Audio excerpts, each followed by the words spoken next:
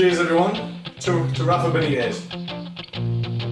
Hello and welcome to another episode of the Toon in 10. We've got a fancy new setting this time, haven't we? More good times. To reflect the happiness. The happier times, the classier times. Pete's not here again, but I promise he does still love you all, and us.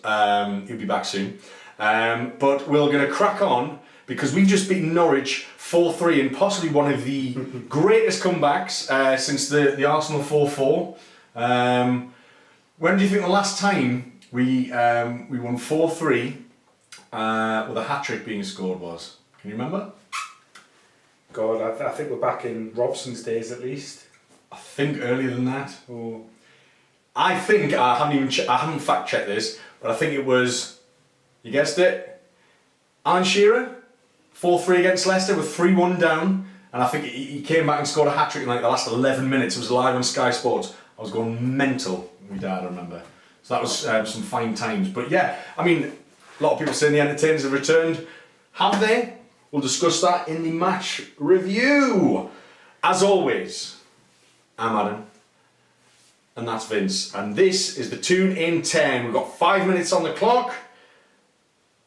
Time away. Football, bloody hell. Honestly, man. Wow. The range of emotions. Yeah. So I felt, we could have been 3-4-0 up in the first like 10-15 minutes. We had so many chances. Gayle did really well to get in positions and to bring that just wide, forward right at the keeper. There was a couple of ones that Dwight came down the left hand side, knocked a ball in for Richie, headed off the bar, and it was just like, come on, it's going to come. Good work by Richie. Dwight Gayle tucks it away. I think he really needed a goal.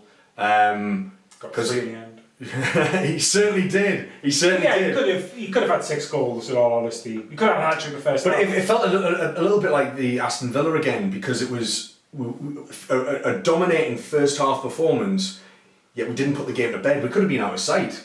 And as it was, the more Norwich kind of came back into it, they got that penalty just before half time, which I think it was a definite penalty. Yeah, it was. He was wrestling to the ground. The referee, I felt, got all the big calls right, but it did not stop him absolutely irritating the shite out of me.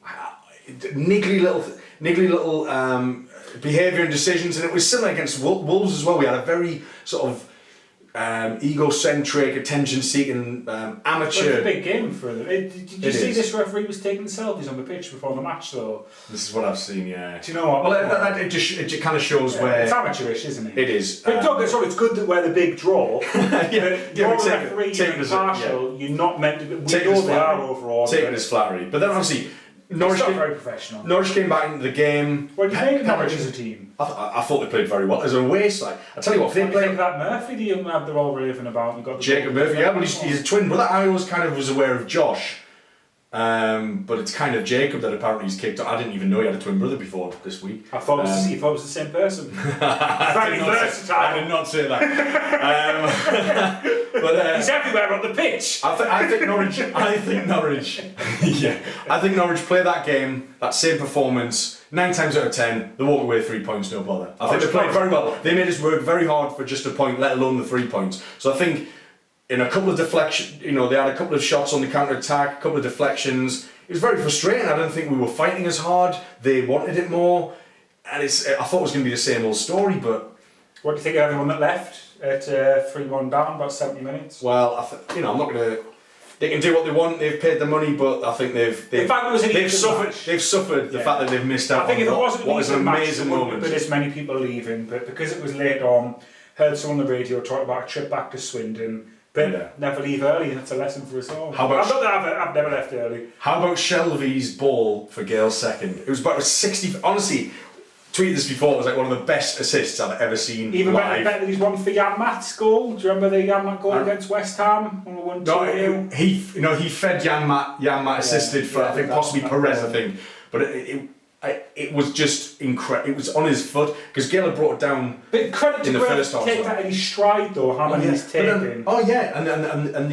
And the touch from Gayle and the finish was superb. Gouffran made up for it to make it 3-3, and then I just remember 3-3. Shelby had the ball in the centre circle, knocked a long ball, and there was this roar from the crowd. We'd all just like We roared it forward. Mitrovic knocked it down, and when that ball went in, I honestly don't. I lost minutes of my life. I have no idea what happened. Credit to Rafa for putting all the offensive players though, the offensive substitutions. But again, I thought, like the Wolves, I thought he'd left the substitutions too late.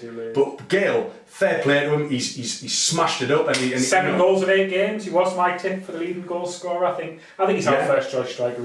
I need to quickly talk about Diame. I'm underwhelmed by him. Yeah, absolutely. I couldn't agree more. More or less since coming to us, he's finding his feet. He's finding his feet. Yeah, but how would you give him? We swap Darlow. I don't think he's a number 10. I don't think he's a number 10. I think we need to put. I think we were far more effective. I'd say Shelby there. I thought we were maybe there. I thought we were far more effective with Mitrovic up top. Yeah. Because Gayle was getting bullied up until he was getting bullied, and I think there was a couple of fouls that he didn't get from the referee, but he was bullied, and that's that is his game. But what we did different this time, not knocking long balls up to his head like we did against Wolves, which is mental. We knocked it. Shelby was trying to find that space in behind the defence. Knocked it over for Gayle to run onto, and he set him through about 3 or 4 times where he had really good efforts on goal, and that's the difference. A little tactical tweak like that, and I think Mitrovic and Gayle could have a real partnership, and I think it's possibly the right time to just start that and get rid of Diame. I'm a fan, but I just don't think he's doing it. I agree with you. He needs to be dropped. I don't think it's game over for him yet. He's still very good signing. Yeah. Adam's coming back and he's opening the second half with a Matt Ritchie story. Matt Ritchie called me a stupid fuck. Find out how after this.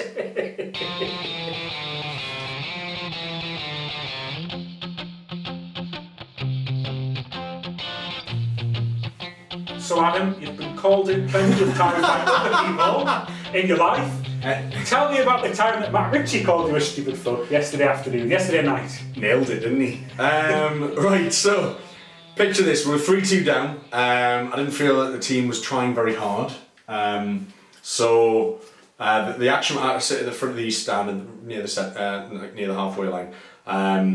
So Olsen went up for a header unchallenged, Matt Ritchie kind of standing next to him, so I kind of shouted. I was getting a bit irate with everybody, the referee, our team, a lot of them. So I kind of shouted, challenge! Because he wasn't challenging. Then it came back to Yedlin, who then headed it up again, and there was another chance to challenge Olsen. Olsen, for a second time, got a free header, and Matt Ritchie kind of just watched it. So I got quite frustrated with that. Don't get us wrong, he worked bloody hard, and he's worked bloody hard all season. But in that moment, I'm annoyed that we're losing, and he's not challenging for a header. We're making it too easy for them. So my tone was raised slightly. My voice, I've got quite a loud voice. Can't imagine this, can you? Yeah. If you sit anywhere near me at the ground, you'll know I've got a loud voice. Or even if you're not near him, that's the case. Echo. I'm like a tannoy system, but so I went from challenge to challenge, man. I got really irate, and he honestly scared the living shit out of me. He turned, he stopped playing the game. He looked me right in the eye, and he went. Well, he just shouted a load of like Scottish expletives, which is like, oh, you stupid fuck, and then just walked off. I appreciate that was a bit like the guy Joe Pesci from Home Alone. He's swearing, but he's not swearing. But yes, he looked me right in the eye, and I was just kind of taken aback. The thing is, I don't mind him giving some. If I'm going to give him some, I don't mind him giving me a bit back, but. We were losing. I think it was partial credit for the turnaround. I riled him up, didn't I? Got the passion. He should have been battling for it, and we were losing, and he wasn't challenging. So he's getting the encouragement from both sides. Both sides. Stereo motivation. So second half. So now you know. But I still like him. I'll still support him. Doesn't bother me. Is he a decent guy? Is he better than Sissoko? Is he a nice guy? I feel he's a nice guy. As nice as Simon Dion. I feel Richie gets me by calling me a stupid fuck. He knows exactly what I'm about. But right. Yes, let's get on with the second half. Why don't we talk about has this kickstarted our real title challenge, and have we started well enough to maintain that? Okay, time at the ready and go. I'm a little bit concerned, and I'll tell you why I'm concerned, even though we're still well within touching distance, and that kept us within Norwich. Norwich would have been 7 points clear on top of us if we hadn't have won. When we won this league, this division, in 2009-10, we only lost 5 games, whole season. Only lost 4 games, I should say, the whole season. When Burnley won it last year, Burnley only lost 5 games, and they went on a run of over 20 games undefeated. I'm quite concerned, 10 games in, we've already lost 3 games. And I just worry about that a little bit. I worry about the fact that championship winning form, maybe a bit different this time, but championship winning form dictates that we've already lost more than half of the games we can kind of afford to lose. Yeah. I mean, Wolves is the one. When we look at Huddersfield, I was really upset about losing at Huddersfield, but when you see their form, it wasn't a bad loss. Fulham away from home, first game, when you see their form, they're still up there, wasn't a bad loss. Wolves was the dead rubber. Wolves was the one we shouldn't have lost. I just think we've really got to kick consistently and start smashing teams week in, week out now. I think it's about belief, isn't it? I mean, I think we've just beaten Norwich, won an incredible, absolutely incredible run. They'll come second week, and they're going to be up there. I wonder whether this Norwich game was our first, I guess, really true test. We were. You look at teams like Derby and QPR, and it was like, kind of on paper, yeah, they're kind of good teams that we should be. That should be challenged. That they should be challenged. But yeah, I mean, as much as I think QPR were maybe about 7th or something when we played them, but Norwich were the first real test I think we had. Villa, probably the most difficult at the start of the season, probably the most difficult fixture on paper away from home. But they've been horrendous. They've won 1 in 10. But I think the fact that they were genuinely a good team with momentum, and they went 3-1 ahead at a point, and we still came back and beat them, I think the spirit will be high, I think the confidence will be high, and ultimately, I don't think to an extent I feel it doesn't matter how many games we lose, it's all about how close touching distance are we from whoever's in first place. It should be us though, it should be us. We need to be top and it should be ours to gap by Christmas. Is it ours to lose? Of course. We're paying them. Rafa Benitez is one of the top, I think he's the 6th best paid manager in England. There's only 5 or 6 better paid managers in the Premier League. I think he's in the top 20 best paid managers in the world. If you look at our squad, look, don't get us wrong, I'll take the victories when they come, but sooner or later we have to really dominate. And I keep saying it, I still think Shelby's a class apart. I still think he's our class apart. I think when Shelby wants to, I think Shelby is our class apart. I think when Shelby wants to play, which occasionally he sometimes hasn't. He should be getting play with it. But I think he's that kind of player. He's a bit like Mitch. He needs a bit of love. He needs an arm around his shoulder, and he needs somebody saying, "I believe in you, and you can do this." And we've seen this. Shelby's form in the last sort of 5 games or something has been superb. The goals against QPR, the game he's just played against Norwich, where he basically he ran the show for me, and he was involved in most of our goals. What's your take on Darryl Murphy? Didn't even make the bench again. No, but I criticised this signing a few weeks ago. I think again it's a squad rotation game, and this is maybe having a third strike was another maybe incentive to play with 2 up front. Because if there's somebody else who's playing well, and we're playing only 1 every time, and only 1 will make it on the bench. There's going to be loads of games. I don't worry about that. And Murphy will come not expecting to be in the squad every time. Just going to see Adam Armstrong's form. That goal he scored the other week was unreal, and I just think. Bonzi doing well. I just think why.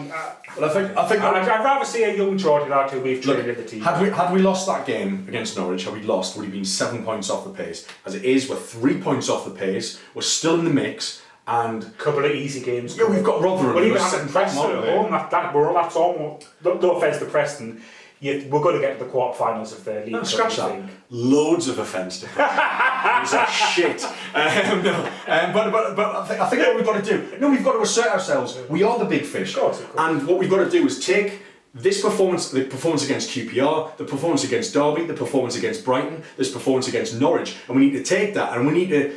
Let's not sit back. Rafa seems to be very cautious in the first half of most games. What we need to do is just say, do you know what it is? Let's win it in the. What did Arsenal do? Like the weekend against Chelsea, they essentially just won it in the first half, and that's what we need to do. We need to take the game to teams and act like act like champions elect. Still don't think we've got a settle back four. I don't know who's. I think, yeah. And Sells or Darlow.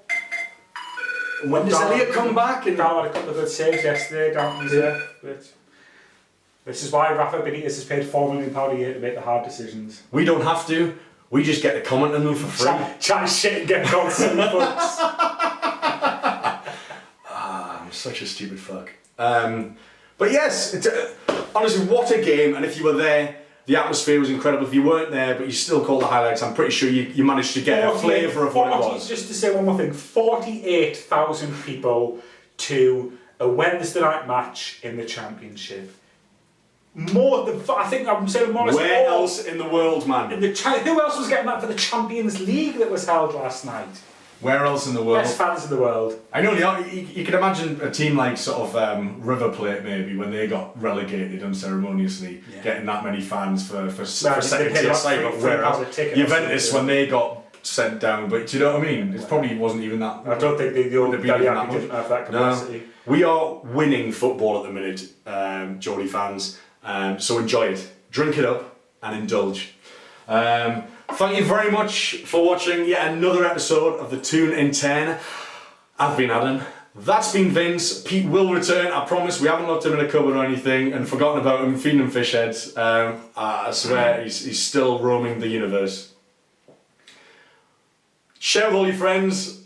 Subscribe to all of our networks. And we'll see you next time. See everybody. Bye-bye. We do need Pete back for more pessimism. We're too optimistic. We're too happy. Too optimistic.